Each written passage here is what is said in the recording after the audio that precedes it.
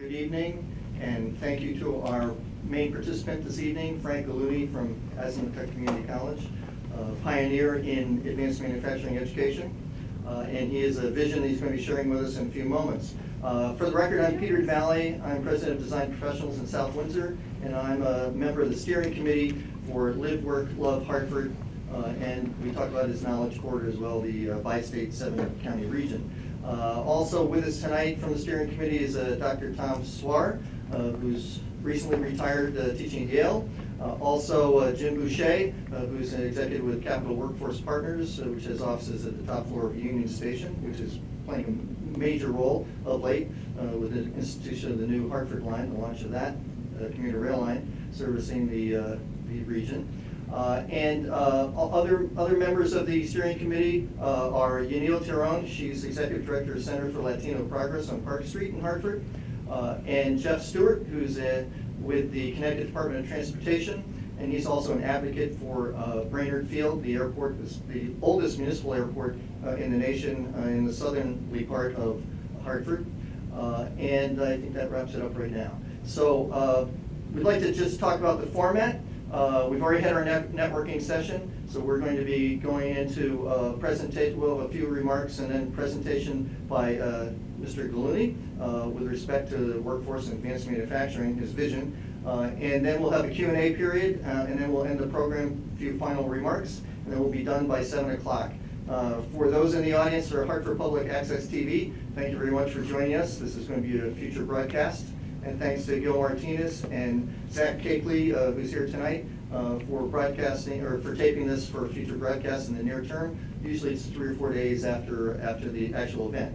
The event right now is on Wednesday, September 26th at Spotlight Theaters in downtown Hartford at 39 Front Street. And we'd like to thank Trina Gallo, Lindsay Allen, and also Mike Holler, to my left, who is a technician for this evening.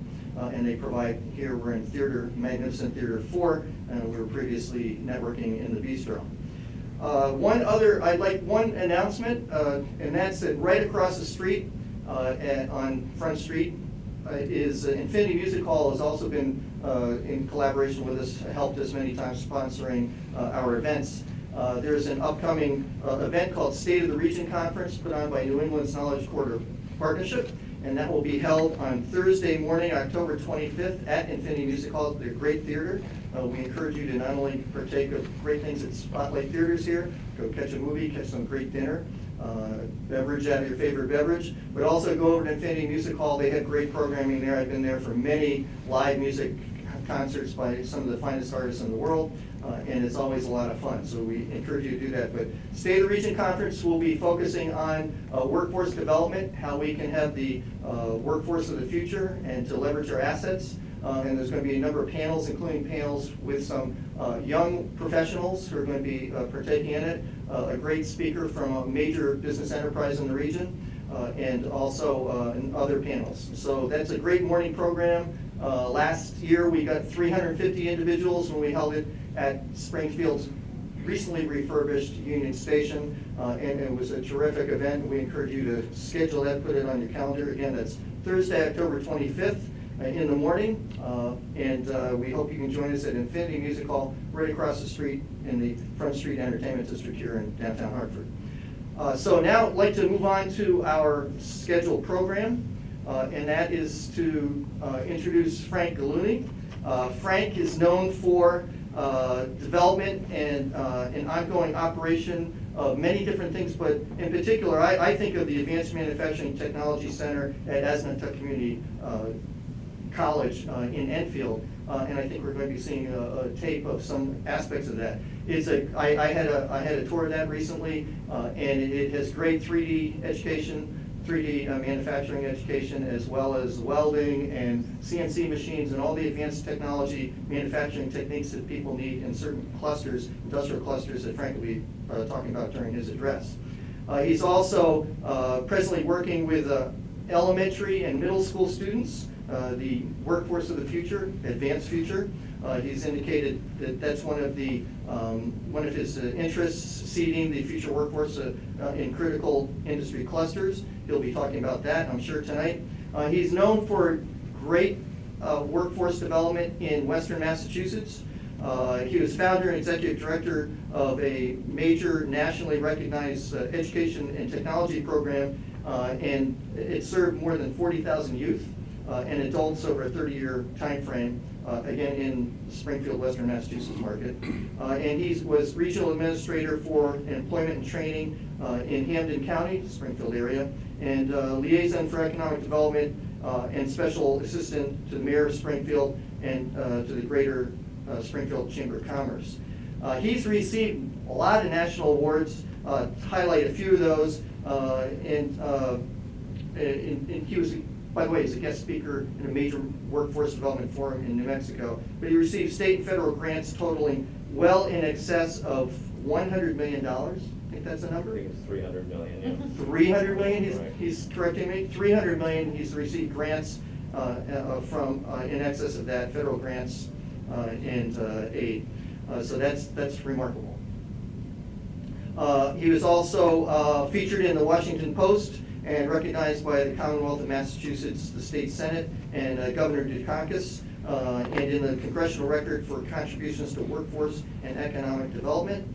And I think we'll just move on with the program. Please, right. And do you want me to introduce your topic, or? No, that's fine, no. Okay, you can get going. Okay. Thank you. So without further ado, we're just going to have Frank Gulluni. Thank you very much. Thank you. Thank you very much for allowing me to speak before you tonight. And in essence, I have a special topic that I really want to address, and I thought it was really very, very important, having known Peter now for more than a year and having spoken at a number of his meetings with inner city people, having been invited to speak before CBIA and a number of other agencies in the greater Hartford area.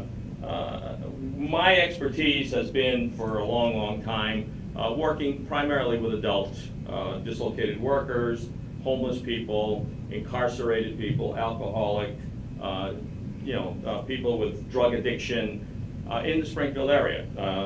We started back in the late 60s and early 70s, grew the program to a point at which we were seeing well over 2,000 people annually.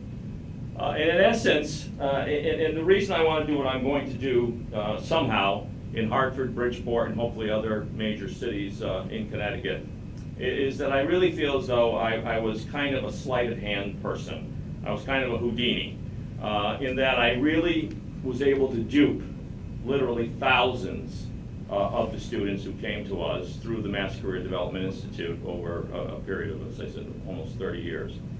In essence, we convinced them that their purpose was to develop a skill that was transferable to the private sector. So we involved them in our machining programs and our welding programs. We had 27 different technologies at that time. LPNs, we were doing all kinds of crazy things at 4 hospitals, 4 buildings in Westfield, Holyoke, Springfield. That was what we told them. What I really wanted was to turn them on to their self-image, to self-respect, to some dignity, and realizing that tangibly they begin to see things happening, that they could turn a machine, that they could make a piece of material. In a clerical program, they began to be able to type a letter and do just basic perfunctory things that started to build character, started to build a little bit of hope and promise. My purpose really was to have them access counseling and to access basic education skills that I knew eventually they would begin to realize that as they're developing these hands-on skills, there was a recognition that they also needed to establish a better persona, a better image of themselves, and also some basic math and some basic reading. So we were able, in essence, over a period of years, to convince people that although we were providing them with these hands-on skills, that in essence what we were really trying to do was get them to a point at which they could make a long-term transition to the private sector. And that takes those things called self-respect and self-image and self-confidence and self-worth, and of course to have basic skills so that you can grow those skills in the workforce. I was so good at what I was doing that they threw me out of Massachusetts. So And here I am in Connecticut now, you know, fooling a whole new audience of people. But in essence, we've been at Assunta Community College for almost 20 years. And I spent almost 32 years in Springfield working with the program that I just enumerated, which received a lot of national awards and you know, private meetings with President Carter and speaking before the Congress of the United States and so forth and so on. You know, those were the halcyon days of a thing called CETA. CETA was a very, very bad word. It was a 4-letter word that the Washington Post in particular said that, you know, they had heard about our program, said there's no way that there could be a program value. And so they sent a reporter by name Warren Brown out to the Skill Center, that I called it, back in 1978, spent 4 days trying to prove unequivocally that we were no different from the rest of the CETA programs nationally. And left there, and an 8-column article appeared on Memorial Day in 1978 talking about the great program in Springfield, Massachusetts, and so forth and so on. But, you know, that's yesterday. Today at Assunta Community College, we now have a 50,000 square foot manufacturing technology facility. I'll repeat, that's 50,000 square feet. We have about $7 million in equipment. You will see a video. It doesn't have sound, but I think it will give you an overview of the kinds of things that we're doing. We've provided over the past 20 years more than 5,000 people to the private sector in careers, and that's what I really am proud of, the fact that we're talking careers and not jobs. That the people that are leaving us today are starting anywhere between $40,000 and $70,000 a year. And not only are we providing that kind of training to young people as well as adults, but we're doing incumbent worker training for literally thousands of people annually, ranging from Pratt & Whitney, the 120 aerospace components manufacturing companies. So we're doing a lot of work with a lot of people. We have spread the gospel to other colleges so that we now have, I believe, 6 or 7 other colleges that are now vested somewhat in advanced manufacturing technology development.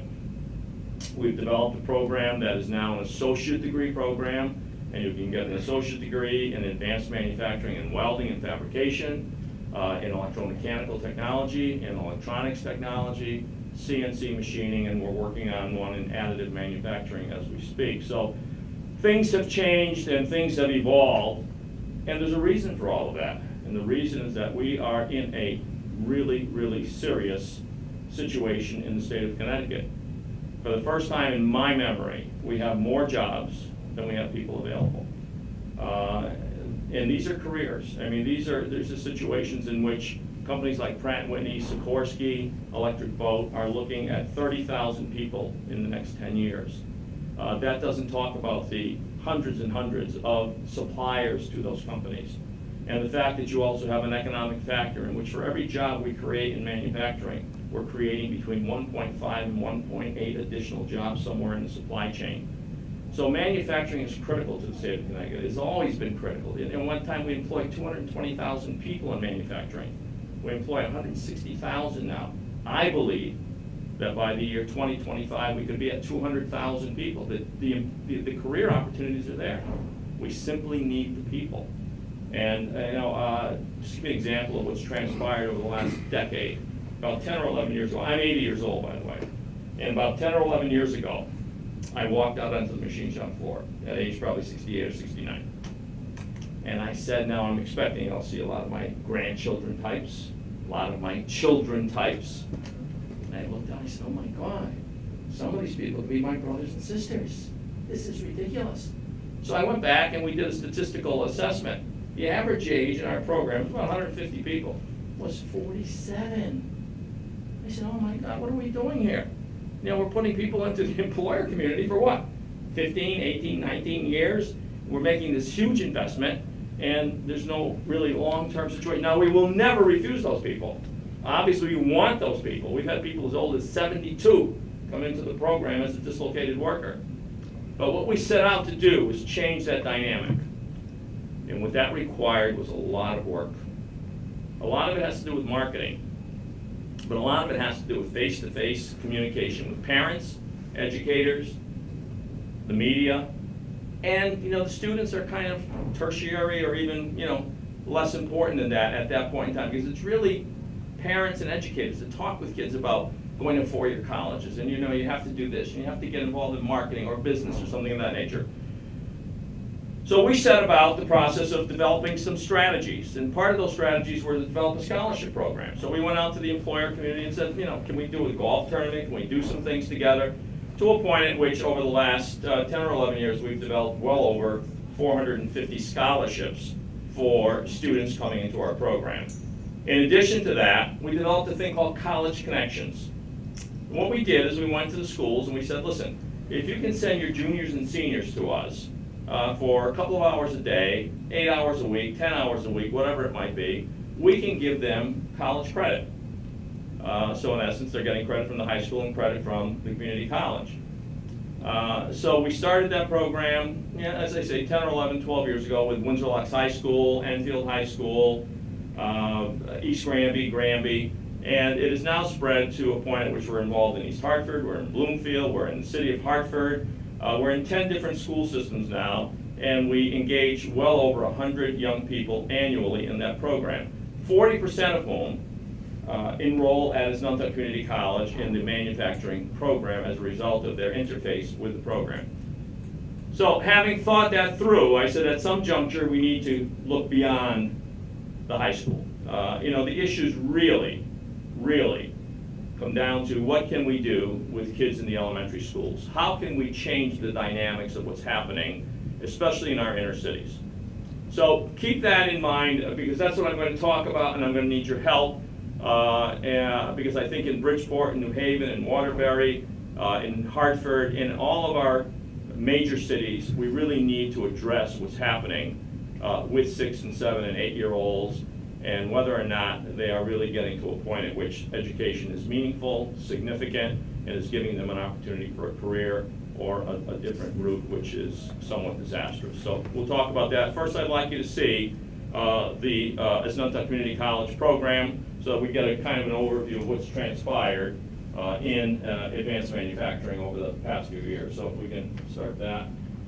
This is the new building. This building was constructed, I think, in 2016. You can see the vastness of the, and I wanted to take this shot because you can see the vastness of this Machine Technology Center, which is 11,000 square feet. We have 90 machine tools in there. They're all brand new. They're all contemporary, they're all state-of-the-art. And then we have the classrooms, which we have the MasterCam, we have CAD-CAM, we have every kind of software, including Siemens software. We have a contract with Siemens that supposedly, according to them, is worth $3 million for $2,400 a year. So we're teaching all the software that is required to run and operate these CNC machines. We get into the basics. This is our electromechanical program. Again, you can see from a wide scope. This program, to me, is the most critical program we have, because today what is happening is that companies that are operating are buying machinery that's $500,000 to $10 million. That machinery has to operate 24/7, 365. And it's these people with electronics, electrical, and mechanical skill sets that are going to be able to go in and do the perfunctory kinds of things. This is our welding program. We have 70 welding capabilities in this program. We have an ability to do water jet, which is plasma cutting. And we're now investing in both plasma cutting and laser cutting and laser welding. So everything we're doing is state of the art. We are not doing that which is 10 years old or 15 years old. We do have basic manual machines. Why? Because foundation skills, just like in math. You need to know addition, subtraction, you need to know decimals and fractions before you get into geometry and trigonometry. Well, in CNC machining, you need to know how to operate a milling machine, you need to know how to make a project. But this is our welding and fabrication department. This is our metrology center. Here, they are dealing with calipers and micrometers, but at the same time, they are dealing with what is called CMM, computerized measuring machines. Those are they, and those are all laser driven. When I went to a company about 5 years ago, they were doing an aircraft engine. They were measuring tolerances. It took 2.5 weeks for 2 people to do all the tolerances on an aircraft engine. Now it takes 2.5 hours using the laser CMM. This is our additive manufacturing program. This is 3D printing, which is going to hit like crazy. I'll explain it to you a little bit. This is the plastics. This is a much less expensive capability. We are investing in an EOS 290, which is a metal melting machine. That is changing the entire dynamics of what's happening in the aerospace industry to a point at which both Boeing and GE on the West Coast are predicting that within the next 5 years, 75% of the entire aircraft, that's the skin of the aircraft, that's the seats, that's the engine, everything, will be produced using additive manufacturing. And additive manufacturing is really, really quite simplistic. In essence, there are two kinds of manufacturing, subtractive and there's additive. Subtractive manufacturing is what you've known for all these years. You've seen it a million times, a machine chipping away, taking chunks of metal from that piece of material. You start with a chunk like that, and you end up with something like that. That's subtractive manufacturing. What's great about additive is you start with nothing, and you basically make a design. And you tell the machine that you listen to what's in that design, and you just basically layer after layer of either plastic, composites, or in this case metal, and you actually build a product as a result of that. So it's a clean technology. It's a very expensive technology at this juncture, just like televisions were expensive, 40 years ago. It will change over a period of time. But just to give you an idea as Nuntuck and the kinds of things that we're doing there, which are very, very, very meaningful, which are very, very consistent with what's happening in the private sector. So I wanted to give you that as a backdrop to tell you that we're serious about what we're doing. And really what I want to do before I leave Connecticut, I want to make one really major impact, and that is to go into cities like Hartford and Bridgeport and begin a process of developing a program that I think is going to change a lot of lives and hopefully will break that legacy of generation after generation of subsidies and welfare and dependency, and really give young people an opportunity to recognize that as a result of what we're doing and the importance of reading, writing, and arithmetic, and that's really the reason why I told you at the very onset of this thing about how we duped those adults into believing that their purpose there was just to learn those skill sets, when indeed our purpose was to provide them with the counseling skills and the counseling opportunities as well as the basic educational opportunities. So what we're going to do now is we're going to go into the actual presentation. So what I can do before we start that is I'd like to give you copies of the material. So basically, if we can get started, just a little bit of kind of bragging about Nuntuck Community College. We were the first ones 20 years ago that started the program. In essence, it was tongue-in-cheek. Community colleges really didn't want us. And in fact, there were times when people would come to see me and say, "Frank, I thought you were at Nuntuck Community College." I said, "I am." I said, "Well, no, I talked to the person the other day. The person said that they think they know who you are, but they think you're in the back of the building somewhere, and they think that you have some relationship with a voc tech school, but you're not part of the college." And I said, yeah, we are part of the college. Our programs are all for credit. Our programs are all certified, all approved by the New England secondary schools and colleges, just like everything else at the college. But over a period of time, things have changed, and now we not only have the Nuntuck program, but we have programs at Housatonic, Naugatuck, Quinnebog, all fairly new programs. And then we have additional programs being developed at Three Rivers, Manchester, Middlesex, and Tungus Community College. So if we can move on. I think it's important to give you a little bit of history, and especially the Deloitte report. I don't know if you're familiar with Deloitte. Deloitte is one of the biggest consulting companies in the world when it comes to surveying and so forth and so on. Deloitte did a study in 2015, and it was brought about as a result of the New England Council, which is a huge group of business people who meet in the Boston area, and there are lots of Connecticut businesses that are part of the New England Council. And Deloitte came out with a report in 2015 that was just astonishing as to the need for people in the manufacturing sector And the need was for New England, something in the neighborhood of like 10,000 annually. Connecticut having 33% of all the advanced manufacturing positions in New England meant 3,500 positions at least annually were available in the state of Connecticut over the next 10 years, 35,000 positions. As we know, that has been eclipsed by what's happening with those three companies I mentioned, Sikorsky, Electric Boat, and Pratt & Whitney. So we know the need is there, and it's significant, and there have been other reports by others. Our partnerships that we have a huge partnership with United Technologies. We do about $1 million of business annually with United Technologies. We train all of their apprentices. We educate all of their new students, all of their new employees, I should say. We do 3 weeks of orientation with every single new employee who's employed at Pratt & Whitney. We provide them with 40 hours of math, 40 hours of blueprint reading, a full metrology program over a period of 3 weeks. So, and then we work with, of course, the aerospace components manufacturers, and we work with national organizations like NIMS and AWS. NIMS is the National Institute of Metalworking Systems. AWS is the American Welding Society. We've talked about the 50,000 square feet. And basically our vision is serving the career employment needs of youth and adults and meeting the employment requirements of the manufacturing community. And as it says, and the emphasis is we need lots of public and private sector partnerships to do that kind of thing. So let's get into what I want to do. And next one, please. The design of the fifth-year program. These would be the certificates that would be available eventually to people who enter into this program.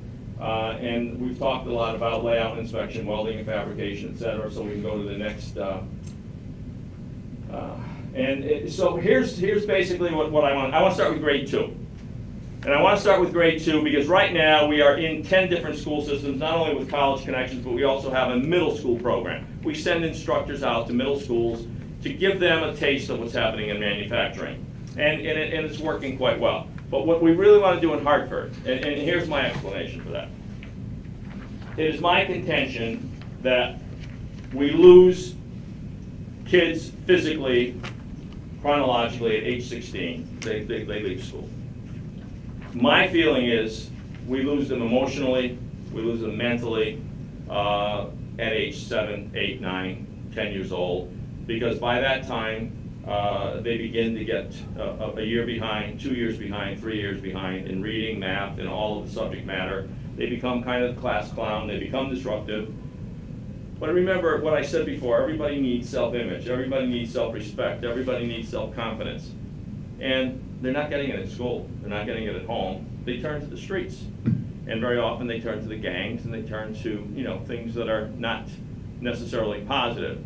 So we really need to look at this from the perspective that if we're going to get involved, we need to start with second graders, maybe even earlier than that, but at least second grade. And it's a very simple concept, and it really is based upon what I said to you before.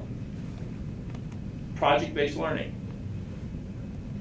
However, the difference is that we want to do 3 to 6 hours a week. So if we do 3 hours a week, and we do it for 36 weeks, it's 108 hours a year. If we do that from second grade through 10th grade over a 9-year period, we're giving these kids 1,000 hours of advanced manufacturing technology. But I don't want to do simulations. I don't want to do toys and boxes. I want to do drones, and I want to do robots, and I want to do 3D printing, as I want these kids to build things and take them home. I want them to have other people see that they have these capabilities, that they're developing these skill sets. I also want to make certain that that instructor in that room is not a STEM instructor, is not a teacher who has learned a little bit about manufacturing. I want a person with passion. I want a person with commitment to manufacturing, who knows manufacturing inside out, upside down, who can answer questions, who can talk very, very very passionately about what he or she is developing in the classroom.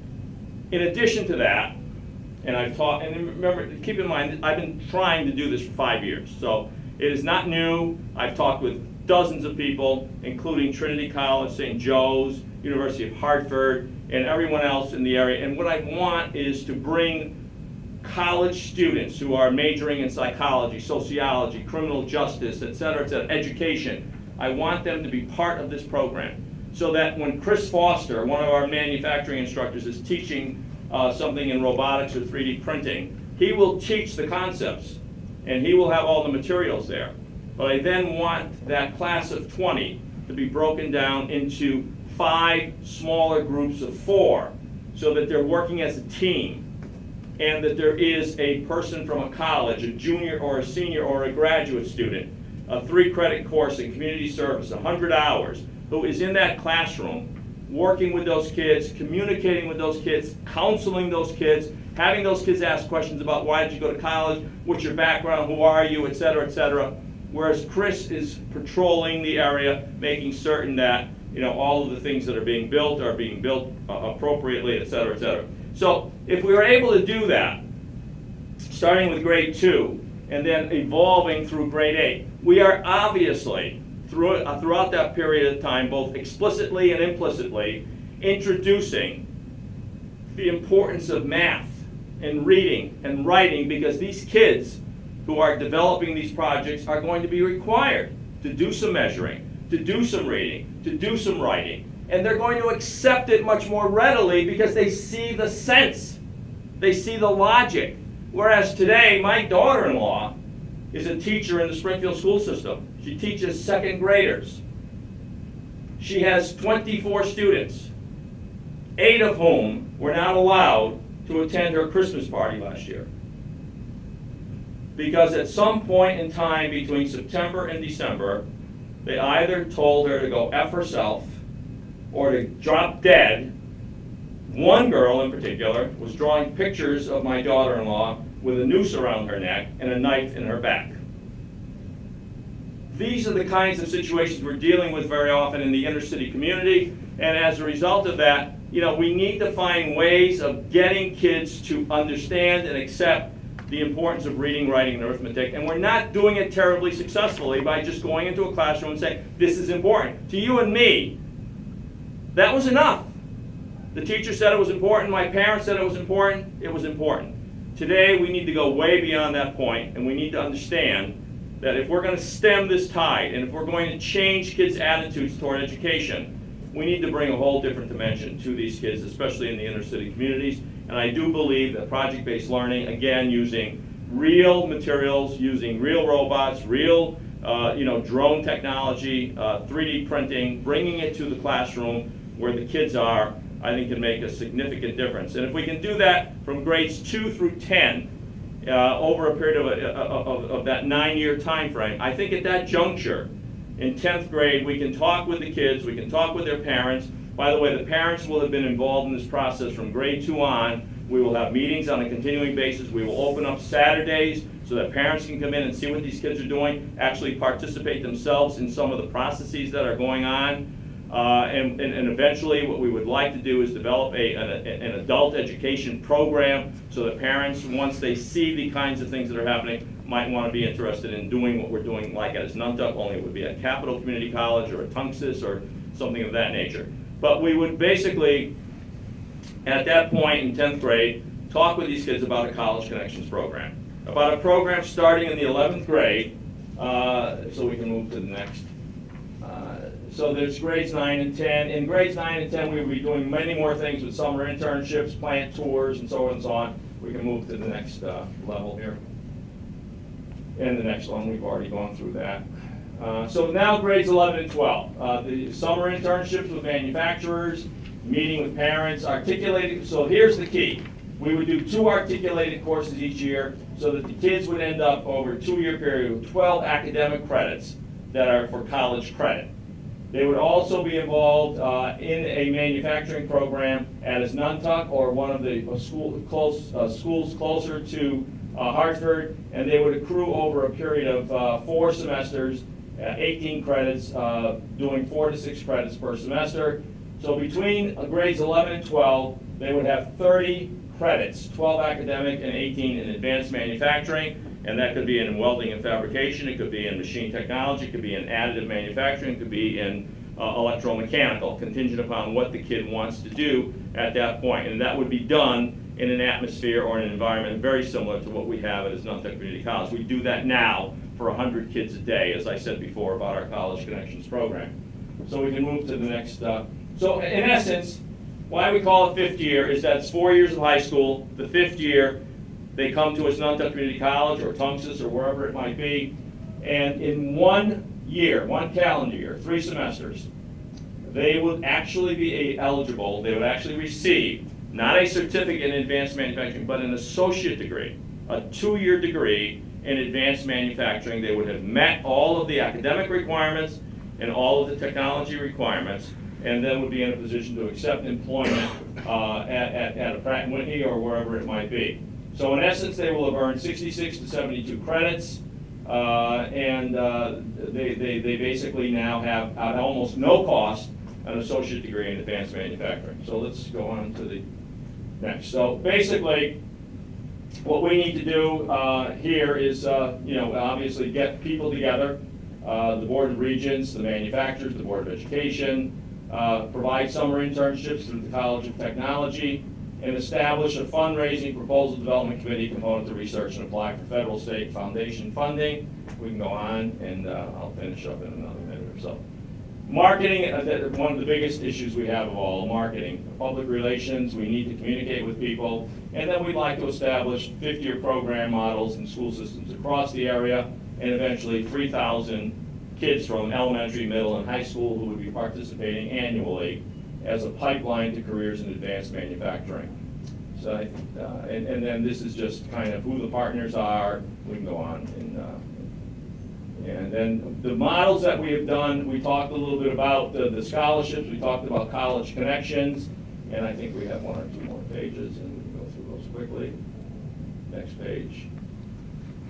And then what we're doing now, we have a very nice program with that Jim knows about, with the Our Piece of the Pie. We have between 20 and 30 young people who come to us annually from Hartford who are out of school and are in our advanced manufacturing program. Those kids are, and then of course the 50-year program that we talked about. And the vision is that we need a lot of help, we need a lot of partnership. So why was I motivated to come here tonight to talk with you? My motivation was that I need help. I need lots of help. And Peter has been great. He has been very, very much enthusiastic about what we're trying to do. So my thrust now is we've done about 10 pages of a grant. We're going to need a lot of partners, a lot of partnerships. We're probably going to need some money for the purpose of hiring a grant writer. We have a person in Connecticut who's just outstanding at grant writing, Michael Nogello. And so we're hoping that we can employ and engage Michael for about $25,000 or $30,000. Once we do all of the finishing touches on what we're doing to engage him, and what we're hoping to do is apply for a $15 to $20 million grant, a 5-year grant that literally would look at the Hartford and Bridgeport communities in particular, and see whether or not over a period of 5 years we begin to see signs of young people between grades 2 and 10 staying in school, being at grade level, changing attitudes.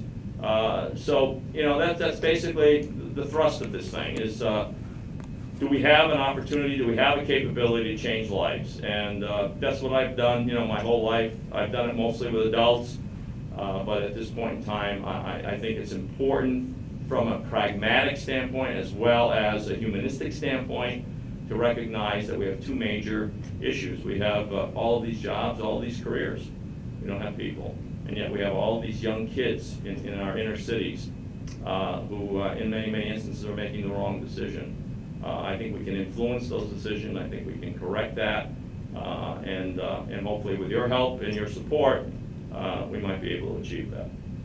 Thank you, Frank. Now we're going to go into Q&A. Okay. I know we have some questions in the audience. You don't have to ask the questions. Okay. So I'm very interested in, when you talk about going into different communities, and you're doing that already. Any specific communities in Hartford that you're looking at and thinking about expanding into? Yeah, with the North End, yes. Yeah. I mean, there's, as I said, I've been doing this for 5 years, so I've been through the landscape. I mean, I thought I had the Vita root building at one time. People did not commit to it. We could have bought that building for $1 million. It's unbelievable. I mean, the building, we designed a whole manufacturing program. We were going to have young people during the day and adults in the evening, many of the parents and so forth and so on.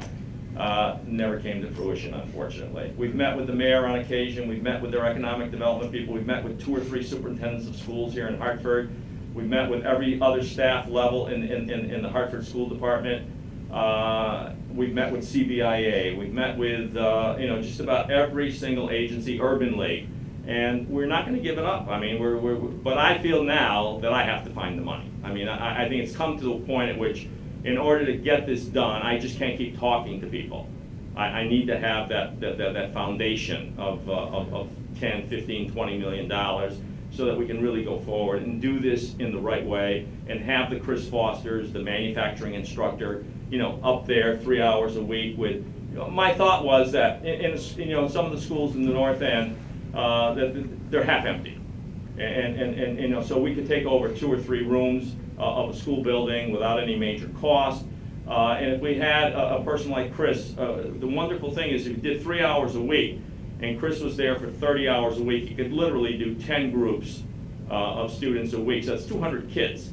That's a lot of kids that you're impacting with one instructor for about $65,000 or $70,000 cost, plus the material. So maybe for $100,000, you can impact 200 kids in that school. So that's the kind of thing that we're hoping to do. And we think the support is there from the Hartford School Department and from people in the community. It's just now a matter of putting money where my mouth is, Right. because no one's going to do it for me. Next question. Frank, thanks for coming. This is very interesting. I think it's a very positive program you've got going on here. I've tutored second graders in the North End, and I can confirm what you said. If there's 24 kids in the room, 8 of them probably are real problem child. And it's very discouraging to see that.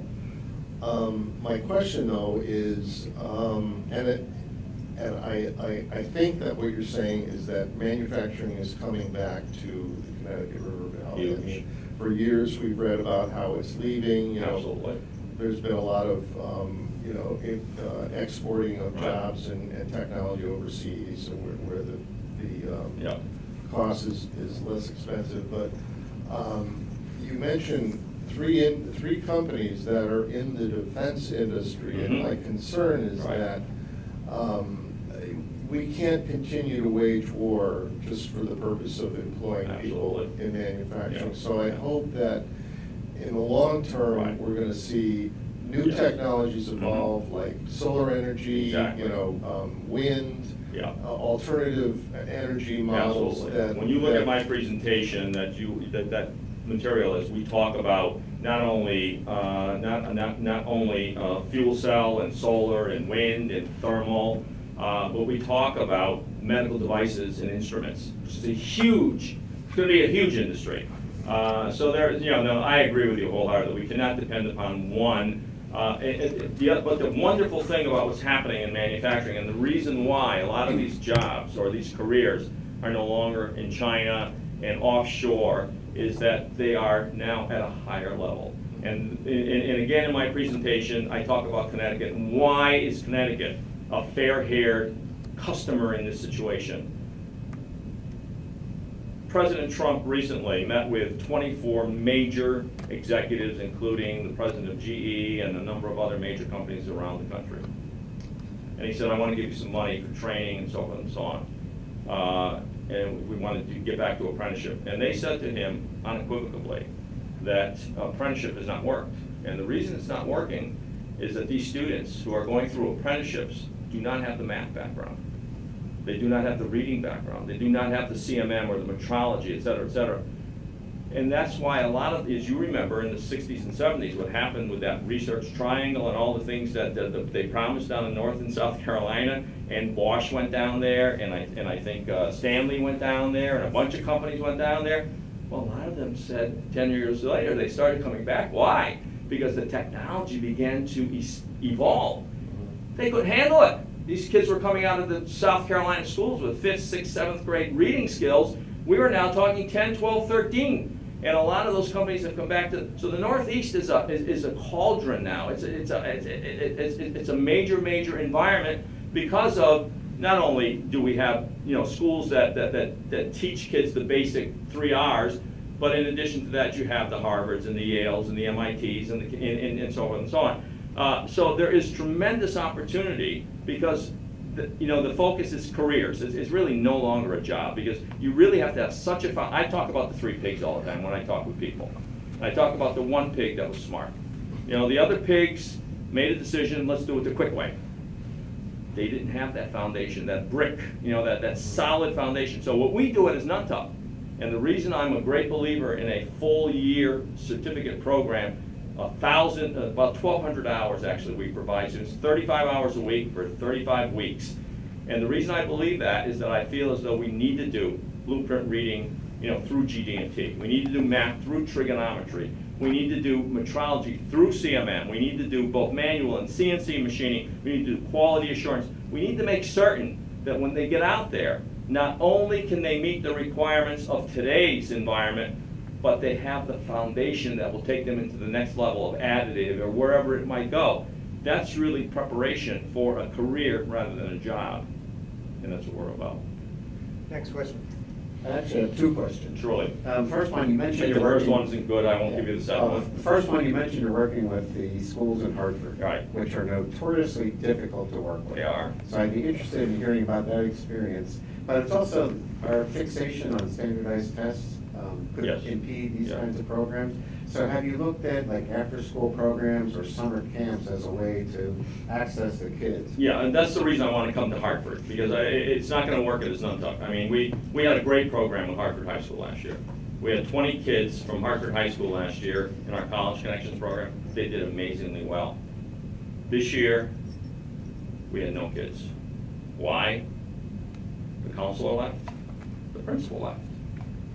Nobody bothered to notify us. We called them during the summer about, the program. We had no response from anybody. The program that did succeed, again this year, was the Pathways program. The one over in East Hartford, I believe, near Goodwin College.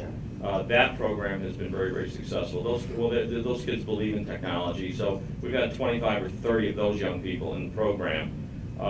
East Hartford has been somewhat difficult in staying the course. Bloomfield has been a real problem. We started out last year with 18 kids. This year we had 1. And it's just that nobody's following through. And there always is the excuse of we're overwhelmed.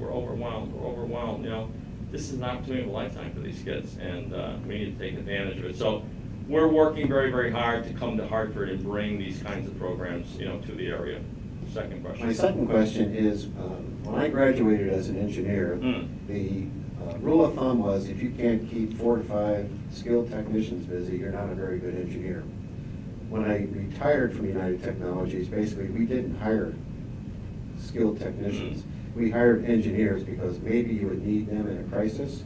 And so we weren't really getting that, I'll say, layered structure. Right. So are companies willing to sort of go back to this tiered structure where you maybe have one skilled engineer overlooking a number of skilled That's exactly what's people? transpiring. Yeah, absolutely. Yeah. Okay. All right. How do I get back to Springfield now? Jim, you have a question? I think we have a couple more Oh, questions. Jim, you have a question? Yes. I just want to thank you for your, long-term efforts relative to this. That I'm still standing at age 80, is that it? That's what that means for? Right. And I think when you're here, when you're age 90, and you're then looking back Yeah. to the past 10 years, right? Just tell us what your hopes and your vision would be if everything you would like to see happen over the next, say, 5 to 10 years Yeah. does occur. What Yeah, would it look that's a like? great question, and in essence, what I'd like to see is a major presence of advanced manufacturing technology facilities in the city of Hartford, whether it's Avita Root, whether it's at Nantucket, whether it's Tunxus, whether it's Capital Community College, makes no difference to me. But I do think that we have a dual issue here. We not only have the issue of these children, but we have an issue of adults. We have people who are landlocked, basically, because they don't have transportation, they don't have the latitude, they're working in dead-end jobs. And as a result of that, there isn't the harmony that there could be. So what I'd love to do is to have a facility similar to what we have at Snuntuck Community College that serves both young people as well as adults, so that we are transition and bring some industry into Hartford. I mean, because there's a lot of old industrial property still in the city of Hartford, and I do think that companies will come where people are available who have the skill sets. I think we could be, we can make some major changes, and we'd like to do this in New Haven and Waterbury and Bridgeport, but so that's basically the vision. Now, I've got a question, now that I think we've exhausted the questions from the audience.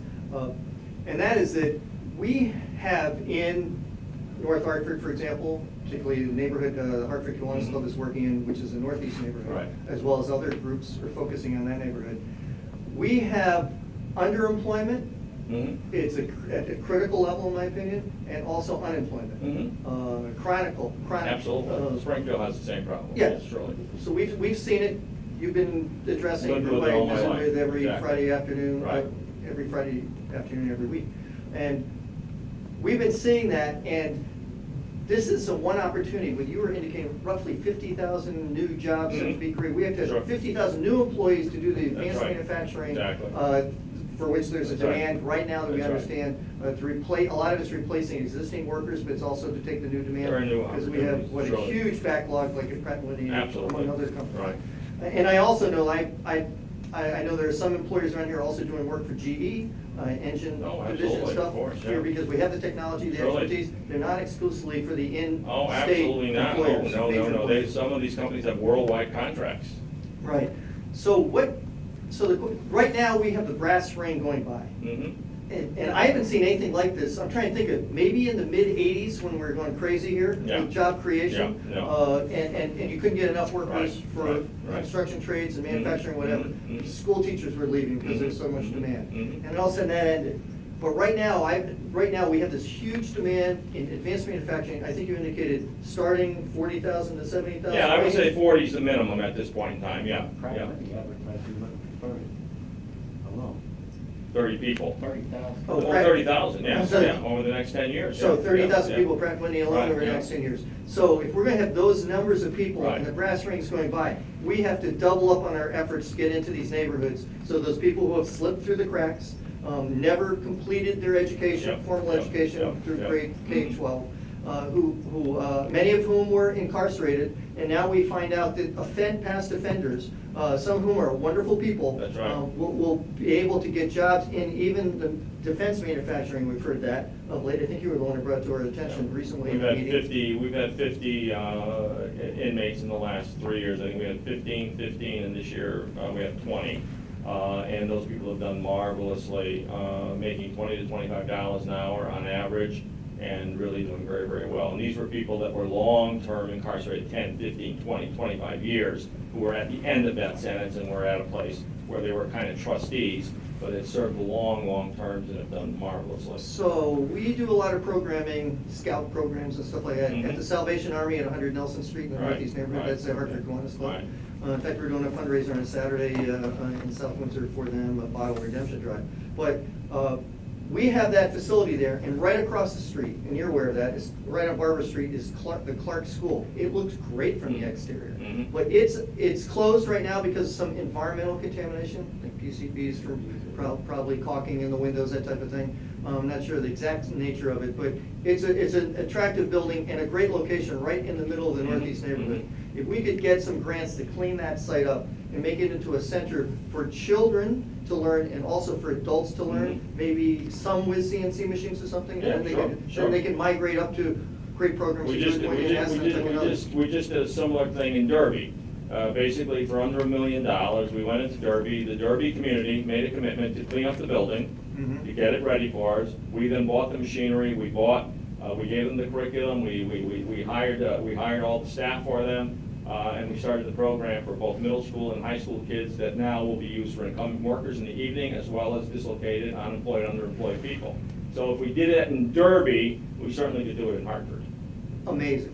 So if we can get involved in that. And I will volunteer my time. I mean, I don't want to get paid for anything, so I will volunteer my time to make certain that we get the right people together from Snuntuck Community College, who will also volunteer their time to make something like that happen. We need to get it started, even if it's 5,000 square feet. Small, just something that begins to deal with 15, 20, 30 people, has half a dozen success stories in year one, it evolves. Right. What about partnering with the Park Service, with Copeville coming back online as a National Historical Park?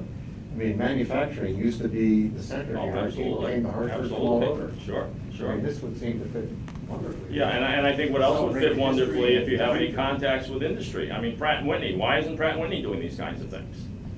Yeah, EDAC Technologies, you know, took $47 million from, you know, from the state of Connecticut to build, you know, new buildings and so forth and so on. I think they would be an attractive customer for, you know, helping out. But these, again, are things that, you know, I alone do not have the capability to do, but you, who know many of these people who run corporations, have the ability to say, hey, listen, let's try and do something. And I think putting a program such as what you're talking about, for youth education and also for adults, Absolutely. past offenders, people who are chronically unemployed, Exactly. underemployed, putting it right into the neighborhood. Absolutely. Where we overcome the issues of transportation because they don't have their own vehicles and they don't Yes. even have a driver's license Yes, insurance. let me tell you that. That's huge. The Mass Career Development Institute was in the heart of Mason Square, which is the very, very complete center for both the Black and Hispanic communities in Springfield. That's where I went, into the heart of that community, so that people could walk. And then I actually established an Annie's House program, in which we took women that were abused with their children, gave them housing, and gave them training next door in the facility, so that they could start a life of their own. So And we also need daycare because we have lots of mothers we had and the fathers. we had a Holy Family Church that had a beautiful school. We took it over. We developed a daycare center for almost 200 kids. Those are things that can be done. Is it? These are things that, you know. So we have kids this can do need. this. We have this need, and Yeah. I can You tell you do, right now, you do. I know the Hartford Kiwanis Club has already been involved in trying to develop some of these Right, programs. We've met with you, Yes, with other right, groups. right. Collaboratively, Yeah. we have to do, we can't go the one No, it has to be. nonprofit route solo without collaboration with the other Absolutely. nonprofits. We need to get them all Absolutely. together and That's right. focused on these types of issues in And we need to employing. believe in each other, and we need to believe that we can do this. Right. Yes. So, Yeah. and so these schools, right in the middle of these neighborhoods that need schools, we can repurpose those vacant Oh, schools no back to question. wonderful programs so we can disrupt the generational cycle Yeah, of poverty. yeah. Any other questions? Yes, yes, okay. Well, Frank, I'd like to thank you very much. You're very welcome, Peter. This Very, was a very wonderful good, very good, program. very good. Thank you, Hartford Public Access Thank TV. We very much appreciate you taping this for later broadcast, so Yes. hundreds, if not thousands of people can But, view but this. please, if you know other people that might be able to help, if you have some connections at Pratt & Whitney, you have connections at Yale, wherever those connections might be, that, you know, we can bring a group of people together that believe in what we're attempting to do, and we can work this thing together. In the meantime, we're gonna go ahead and you know, look for federal funds and work with Blumenthal and Murphy and Courtney and, you know, anyone else in the state of Connecticut. And both Blumenthal and Murphy are great believers in what we're doing. Joe Courtney has been a great ambassador. So we're gonna put something together, and with your support, I think it would be much more. I know I'd like to be involved personally as a volunteer basis. Good. But thank you very much for You're your very program, that was welcome. great, Very Frank. welcome. Thank And you. also, Thank you. thanks to Aspentuck Community College. And one final note, on Thursday, October 25th, at Infinity Music Hall, right across the Yes, street yes, from yes. Spotlight Theaters, where Right. we are this evening, is the State of the Region Conference in the morning. It's free conference, thanks to generosity of Unite Bank and other sponsors. It is the entire free event. So we're hopeful that you can come out. And our topic is really on workforce and the critical need to generate many thousands of new employees for our And you're gonna industries. have Stanley, I think an We're- executive of Stanley. I just found out this afternoon, one of the top executives from Stanley Right. Black & Decker will be Because our keynote they've speaker. opened an innovation center here in town, which I Yes. would love to see. Yes, the Innovation Center right in Hartford, they're Right. going to be addressing that. So Right. that's executive from Stanley Black & Decker is going to be our keynote speaker. Wonderful. Then we have panels with young professionals and also with some experts. Perfect. So we'll look forward to that. And last year we had 350 people. One last question? The last Wednesday of October is the 31st. You're gonna have one of these on Halloween? We'll get back to you on that. You must As come for in costume. we do meet every month without exception, And the October program, look at our LWL Hartford Facebook page and other postings, so we try to get it in LinkedIn and others. And please look at that, and we'll tell you where it is, but that is interesting, it's Halloween. Yeah. Okay, we may have to Yep. change that date. Excuse me, I'm gonna leave a few of these here if you wanna take one for a friend or something. Yes, I have a number of Some people very, like- very good information in there. And Frank, thank you very much. Thank you very It's much. wonderful. Thanks. Right.